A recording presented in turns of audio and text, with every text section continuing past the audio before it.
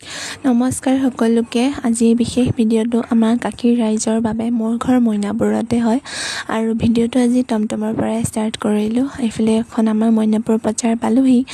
বেছি দূৰ নহয় বাৰু। আমাৰ মইনাপুৰ বজাৰৰ মানে যিভাগ কালী মন্দিৰ আছে, কালী মন্দিৰ ভাগৰ ওচৰত শীতলা মন্দিৰ এভাগ আছে। আমি তালৈ যাম। এয়া মায়ে প্ৰসাদ লৈ আহিলে আৰু এইভাগ হ'ল আমাৰ কালী মন্দিৰ।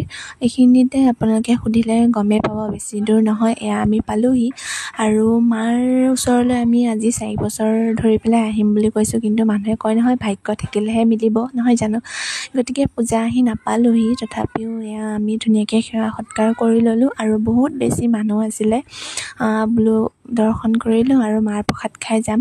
আজিৰ পৰা 6 বছৰমানৰ আগতে আমাৰ ডাঙৰ বাৰ বহুত বেছি মানে অসুবিধাত দিছিলে আৰু ঘৰত 5-6বাৰকৈ সকাম পাতিও ভাল হোৱা নাছিলে আৰু পিছত গম পালোঁ এই মন্দিৰ ভাগৰ কথা আৰু সঁচাকৈ বা সম্পূৰ্ণ সুস্থ হ'ল আৰু এতিয়া বহুত ধুনীয়াকৈ যায়, আমাৰ মাজত আছে।